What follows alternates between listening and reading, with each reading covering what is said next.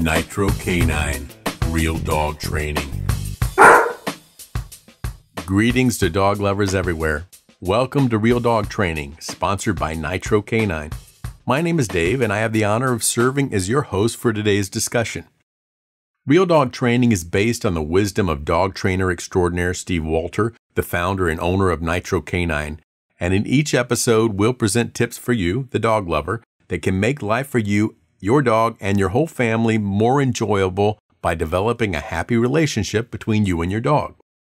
In this episode, we'll discuss the doorbell problem. I'm sure you know what that's all about. But before we get into that, I want to give you a little background on Steve Walter and his contributions to the dog training community. Steve is based in Seattle, but he's developed quite a following nationally and internationally because of his innovative techniques in training dogs. One thing I want to point out is that Steve's training techniques don't rely on using food or treats as any part of the training process. Now, quite frankly, there are so many dogs who probably wouldn't be alive today if it weren't for Steve's training and his understanding of the dog's needs. Many of the dogs Steve has helped were incapacitated by fear or highly aggressive and leash reactive, and most people would have given up on them completely. But after working with Steve, they and their families are now so much more happy and confident. I can tell you this from firsthand experience, and someday I'll share the story of my dog and the journey we took with Steve and the challenges and happy results we've experienced, but I'll save that for another episode. To learn more about Steve and his training philosophy, be sure to check out the Nitro Canine webpage, nitrocanine.com. Now, today's topic, the doorbell problem. How to stop your dog from barking. Now, I'm sure you're familiar with this. You go over to someone's house, you ring the doorbell, and what happens? Yeah, I'm sure that's happened to you. It makes me really uncomfortable, like I want to walk away from the house because I know what's going on the other side of that door. Or even worse, you go visit some friends. You're sitting in their living room all caught up in conversation and some other poor unsuspecting soul rings their doorbell. Oh no, look out. Sound familiar? The dog flies across the room and launches himself at the door, barking and snarling the whole way. It's not good for the family or the dog or the guests or the poor guy who just rang the doorbell. Now, I'm sure that you don't have this problem at your home, but how does somebody deal with this issue? How do you stop the barking? Why is the dog barking in the first place? And what can we do about it? We all know this is a common problem, and sadly, even though it can be fixed, it's one problem that is rarely solved. And why is that? Because most so-called solutions for this problem are focused on the behavior, like telling the dog to stop barking. Gee, that really works, right? The focus is on the dog's barking, not the fundamental cause of the behavior. Here's the key. Dogs think by association. To a dog, the dog dish means eat. You pick up the dog's bowl and the dog licks his lips and follows you around. The leash means walk. You pick up the leash and the dog sits waiting at the front door. Jingling the car keys means let's go for a ride. You pick up the car keys and the dog puts on his sunglasses and driving gloves and heads for the car. Based on that, what does the doorbell mean? It means, hey, somebody's at the door. Now, there's nothing wrong with the dog giving a quick bark or two to tell you that someone's standing on your front porch. Depending on the dog, this might mean, hey, we got company, or looks like there's some creepy guy on my turf. Both of these responses are completely normal, absolutely nothing to worry about. The problem comes, and it happens way too often, when dogs start barking uncontrollably anytime the doorbell rings. They start to go crazy, all excited, almost in a panic. When this happens, you know that the dog has developed a completely different association with the doorbell. It's no longer a cool, relaxed, hey, there's someone here. No, instead it's something far more problematic. So where does this reaction come from? Dogs have various drives. Now, in this particular case, what's going on has to do with a defensive drive. The defensive drive is extremely powerful and dangerous because it's rooted in fear. The dog fears for its safety, and a dog with this visceral fear can be extremely hazardous. There are a lot of things that will push the normal pet dog into displaying a defensive drive, and one of them, surprise, is being allowed to bark repeatedly when the doorbell rings. And sadly, many people add to the problem by unintentionally kicking the defensive drive into high gear. They might praise the dog for being a good guard dog.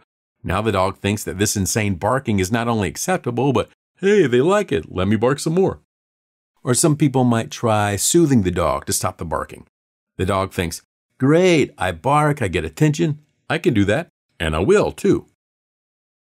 But like we said before, this drive is based in fear. So as long as the fear is unaddressed, the problem will only continue. And of course, get worse because the behavior is reinforced by association and the pleasure from a flood of dopamine in the brain. On the Nitro Canine website, Steve has a great article which covers the role of association and dopamine. You may want to check that out if you get the chance. So, a doorbell barker is like a ticking time bomb. It starts at the door and then the problem gets worse and worse. These dogs often spiral completely out of control. If you have a slot in your front door for the mail, the dog will start shredding the mail as soon as it arrives. It'll scratch at the door, trying to get at whatever is on the other side. The dog starts barking furiously at anyone who comes anywhere near the house, not just the front door. It'll bark at people and dogs walking by. It'll bark at passing cars. It will even bark at any unusual noise or noises that aren't that unusual. And outside the house, many of these dogs become leash reactive. Simply put, they never feel safe. Not in their own house, not outside. Have you ever gone shopping and you park your car and walk into a store, but on the way you pass a car that has a dog inside? You know what I'm talking about, right? The dog in the car goes absolutely crazy when he sees you, growling, barking, snarling, sometimes launching his body against the car window. And you didn't even look at the dog in the first place until it started barking. You weren't instigating a conflict. In fact, you aren't even approaching the crazy dog. You're walking away from him. Why does he do that? He doesn't feel safe. So how do you fix the problem? Well, if you've ever heard Steve talk, I'll be honest with you, he sounds kind of like a broken record. But he's right. The answer to every problem is training. See, our dogs want us to guide them through life. They expect us to show them what is safe and what is not. Bottom line, they want our leadership. Now, I realize that this may not be the most popular thing to say in some dog training circles. There are a lot of people who have real issues with the term leadership. They feel that dogs and people are equal, and they don't want to, and I'm using finger quotes here, exert dominance over another living being. But the dog is looking to you to point the way. Now think about it. The dog expects you to provide food. He knows you're going to fill his bowl so he doesn't have to go out and rummage through the neighbor's garbage cans. He knows you're going to provide him with a place to sleep so he doesn't have to go down to the Holiday Inn and check in for the night. He expects you to provide for him because you are his leader. The dog knows that you know more than he does and expects you to steer him away from danger and toward a better lifestyle. He knows his role and he expects you to know yours too. There are a lot of wonderful people out there who love their dogs and want to do the right thing, but don't understand the need to lead their pets. And the dogs, well, they're looking for guidance, and all they get is a cookie. That leaves them scared and anxious. If we don't provide leadership for our dogs, they'll step up to the plate and provide leadership for us, and that rarely works out for the better. You've probably seen those households where the entire world revolves around the dog. You know what the dog likes, what the dog doesn't like. It's usually one of those really small dogs that bosses around all the humans in the home. And why does this happen? Because the person has abdicated the responsibility of being a leader and tried to be the dog's equal. And so the dog takes charge. And then we say that the dog is totally out of control, when the truth is, we've given the control to the dog. Ironic, huh? So, here's some practical advice. Train your dog. Give your dog structure. When your dog knows what to expect, he feels safe. Dogs like routines. They want to know that things are normal, and a routine does that for them. Of course, just like us, they like to do all kinds of different things. But if you notice, when you break the routine and do something unexpected with your dog, like going somewhere new, he may appreciate it, but he'll also be a little anxious at first, looking for you to lead him through the experience. It's up to you to make your dog feel safe and learn how to say no without feeling guilty for it. Train your dog to heel. Steve always emphasizes the need for a dog to heel because by heeling, your dog learns to focus on you. The two of you become a team, and then anything is possible, and there is no feeling like the two of you working together. And as for that doorbell, keep your dog calm. Play and fun are fine, but watch the barking. Try telling your dog to go lie down whenever the doorbell rings. It's that simple. This tells the dog, hey, there's nothing to worry about. It tells him that everything is safe, everything's under control, and it focuses his energy on you, the leader. You're totally calm about it, so he should be calm too. Are you thinking you won't be able to tell your dog to lie down when the doorbell rings? Now, if you put the time into training, you will. And that's why it's necessary to train your dog and continue to practice.